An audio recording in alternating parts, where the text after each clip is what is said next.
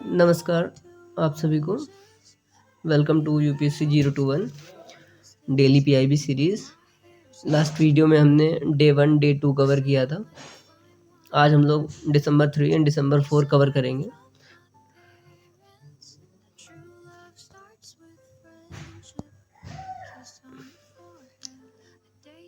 Ratapani tiger reserve नाम से 57th tiger reserve को जो है डिक्लेयर किया गया है, जो कि मध्य प्रदेश में है। ठीक है। देन 3 दिसंबर को international day of persons with disabilities मनाया जाता है, जिसकी थीम है amplifying the leadership of persons with disabilities for an inclusive and sustainable future. Then उसके बाद एक स्कीम है जो कि आयुष मंत्रालय ने चलाई हुई है, सेंट्रल सेक्टर स्कीम आयुष औषधि गुणवत्ता एवं उत्पादन संवर्धन योजना। देन इसके अंतर्गत क्या है कि 34 state drug testing laboratory supported, मतलब ये जो स्कीम है ना, इसके अंतर्गत 34 स्टेट ड्रग टेस्टिंग लेबोरेटरीज का जो इंफ्रास्ट्रक्चर है ना, वो प्रोवाइड किया जा रहा सेंट्रल गवर्नमेंट के द्वारा। इसमें इम्पोर्टेंट क्या है? इम्पोर्टेंट ये है कि कई दफ़ा they ask about drugs and cosmetic rules कब आया, लाइक 1945 पे आया इसका रूल, जिसके अंतर्गत ये गवर्न हो रही है industry. Then ministry of cooperation जो है, ये इम्पोर्टेंट ये रहता है कि ये कब बनाई गई थी, 2021 में बनाई गई थी। इनका एक इनिशिएटिव जिसका नाम है सहकार प्रज्ञा इनिशिएटिव। उसका उद्देश्य क्या है? It focuses on developing professionalism PACs in primary agriculture cooperatives training programmes. Basically क्या है ना कि जो ट्रेनिंग वाली समस्या है ना, उसको ये दूर कर रहा है कोऑपरेटिव सोसाइटीज़ में, सहकार प्रज्ञा इनिशिएटिव के तहत। देन परख नाम का एक फ्रेमवर्क है जो NCERT लेकर आई है।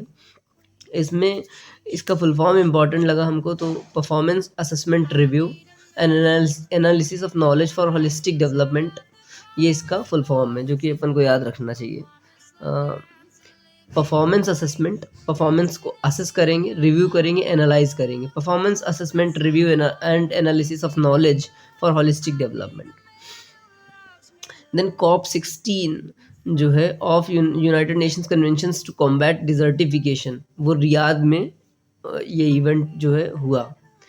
ये इम्पोर्टेंट है इसलिए इसमें जो चेक मार्क लगा हुआ है। देन महिला सम्मान सेविंग सर्टिफिकेट स्कीम, ये स्कीम आई थी लास्ट ईयर आई थी। इसके अंतर्गत क्या है कि मिनिमम 1000 और मैक्सिमम 2 लाख रुपीज़ जो है आप सेव कर सकते हैं, और इसमें एश्योर्ड रिटर्न है 7.5% का। ठीक है, तो बेसिकली एक अच्छी सेविंग स्कीम थी। Ministry of fisheries animal husbandry and dairying, Pradhan Mantri Matsya संपदा योजना, इसका जो ड्यूरेशन पीरियड है वो FY21 टू FY25 है। FY का मतलब होता है फाइनेंशियल ईयर। फाइनेंशियल ईयर अगर FY21 लिखा हुआ है, इसका मतलब होता है 2020 से 2021। देन राष्ट्रीय गोकुल मिशन, राष्ट्रीय गोकुल मिशन जो है 2014 में लेकर आया गया था। बाकी सब डिस्क्रिप्टिव से रिलेटेड जानकारी है। सारथी 1.0 जो कैंपेन है, ये campaign department of social justice and empowerment और नालसा के द्वारा मिल करके चलाया गया है।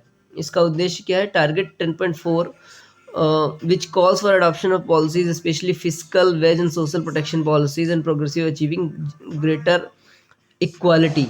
तो ये इनिशिएटिव बेसिकली समाज में इक्वालिटी प्रमोट करता है।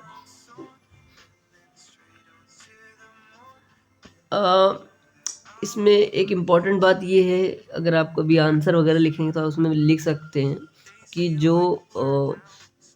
जो लीगल क्लिनिक्स होते हैं ना इंडिया में, उनकी संख्या काफ़ी ज़्यादा गिर गई है। बहुत सारे लीगल क्लिनिक्स शट डाउन हो गए। तो बेसिकली क्या है कि access to legal support is still a dream for many poor Indians और मेजोरिटी ऑफ इंडियंस। ठीक है, तो उसके अंतर्गत आप कोई इनिशिएटिव बोल सकते हैं कि क्वालिटी प्रमोट करने के लिए कोई इनिशिएटिव चल रहा है, तो सारथी 1.0 का आप नाम इस्तेमाल कर सकते हैं।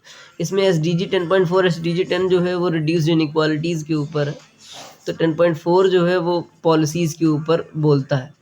नेशनल क्वांटम मिशन जो है 2023-24 से 2030-31 तक है। तो इसमें इम्पॉर्टेंट ये है कि इसका पीरियड क्या रहेगा, है ना। और बहुत सारी चीज़ें इंपॉर्टेंट होंगी, लेकिन ये ऐसी चीज़ है जो आप गलती कर सकते हैं अगर नहीं याद है, तो इसलिए मैंने वही चीज़ लिखी हुई है। देन डिस्क्रिप्टिव के लिए प्रगति के ऊपर एक आर्टिकल आया हुआ है, हमने लास्ट वीडियो में भी बोला था कि it is one of the very important portal of government, तो इसको आप एक्सेस कर सकते हैं and you can write an answer on this particular topic. Then इसमें इसका कंक्लूजन उसमें लिखा हुआ था, power of unified approach to governance.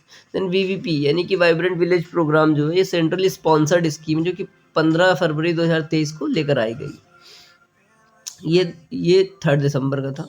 अब इसमें क्या है, मैंने ऐसे करके रखा है, ये जो पहली लाइन है ना, ये पॉइंटर्स के लिए, लेकिन जो दूसरी लाइन है यानी कि अदर सेल्स हैं, वो डिस्क्रिप्टिव पर्पस के लिए, ठीक है। ऐसा मेरा उद्देश्य है। दिसंबर 4 में नेवी डे सेलिब्रेट किया गया 4 दिसंबर को। बेटी बचाओ बेटी पढ़ाओ स्कीम जो है, ये 22 जनवरी 2015 को लॉन्च की गई। इसके अंतर्गत अब देखिए आप कितना इम्पॉर्टेंट इंडिकेटर ये है, जो अपन को याद हो जाए तो बहुत अच्छी बात है। क्रिटिकली एनालाइज करने के लिए अगर बोलेगा तो आप लिख सकते हैं कि over the last 6 to 7 years जो gross enrolment ratio for girls है, it has marginally basically increase, okay. 75.5% से 79.4% हुआ है। Then 11 October is the international day of girl child. 11 October is the international day of girl child. तो national day of girl child कब होता है, you can mention it. प्रधानमंत्री अनुसूचित जाति अभ्युदय योजना, पीएम अजय योजना जो है, सेंट्रली स्पॉन्सर्ड स्कीम है, FY22 में लेकर आई गई। इसमें 3 जो है सब पार्ट्स हैं basically. They are about to make hostels and grant in aid to assist dominated districts and Adarsh Gram initiative जो है इसके अंदर इंक्लूड किया गया। इसके अंतर्गत इसकी प्रोग्रेस जो है काफ़ी स्लो है, लाइक फिर भी ठीक है। लाइक 30 to 35 हॉस्टल्स अभी तक बनाए गए हैं। 69वां महापरिनिर्वाण दिवस जो है वो 6 दिसंबर 2024 को मनाया जाएगा एट प्रेरणा स्थल। ये प्रेरणा स्थल जो है पार्लियामेंट के पास में है, न्यू दिल्ली में। ये जो महापरिनिर्वाण दिवस है, ये बाबा भीमराव अम्बेडकर जी की जयंती का इवेंट है, ठीक है। Then 10th Indian international science festival जो है वो IIT गुवाहाटी में हुआ। उसके बाद एक लखपति दीदी करके एक योजना सरकार चलाती है, तो उसमें 10 crore didis are associated with 90 lakh self help groups. तो मेंस के रिलेटेड के उद्देश्य से ये इंपॉर्टेंट डेटा है। 10 crore didis are associated with 90 lakh self help group. और बाकी डिस्क्रिप्टिव में और काफ़ी चीज़ें थी, जैसे सोशल जस्टिस जो है माइनॉरिटीज़ के लिए मेंस में एक टॉपिक रहता है। कौन सा टॉपिक रहता है, सोशल जस्टिस जो है आपका GS2 में रहता है शायद। उसमें वल्नरेबल सेक्शंस के लिए पॉलिसीज़ ऐसे करके एक हेडिंग दी हुई है सिलेबस में। तो वल्नरेबल सेक्शंस में आप माइनॉरिटीज़ के अंतर्गत देखेंगे तो क्या क्या स्कीम्स हैं जो आप मेंशन कर सकते हैं आंसर लिखते वक्त। नई मंजिल स्कीम 2015 में लाई गई थी। उस्ताद स्कीम 2015 में लाई गई थी। देन ये क्या कि ये एक प्रधानमंत्री विरासत का संवर्धन PM विकास स्कीम लेकर आए। इस स्कीम के अंतर्गत इन्होंने बाकी की जो भी स्कीम्स थी, कई सारी थी, 5 स्कीम्स थी, उनको इन्होंने इसमें मर्ज कर दिया, जिसमें नई मंजिल, नई रोशनी, उस्ताद, ये सारी चीज मर्ज कर दी PM विकास के अंतर्गत। National minorities development finance corporation, ये फाइनेंशियल सपोर्ट प्रोवाइड करने के लिए, बेसिकली लोन प्रोवाइड करने के लिए। देन प्रधानमंत्री Jan Vikas Karyakram to develop community infrastructure in the minority concentration areas.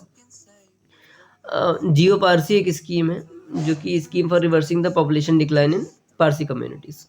Then disaster management में एक इम्पॉर्टेंट पॉइंट ये निकला कि common alerting protocol, CAP based integrated alerting system for integration of all alerting agencies. तो बेसिकली इन्होंने क्या किया है, एक यूनिफाइड सिस्टम बना दिया है कि अगर यहाँ पे अलर्ट की सूचना जाएगी तो सबको जाएगी, वो वेदर स्टेशंस में, रेस्क्यू मिशंस को लेकर के टीम्स जो भी बनी रहती हैं, है ना, वॉलंटियर्स, तो सबको ये जो है सूचना जाएगी, इसरो को भी जाएगी।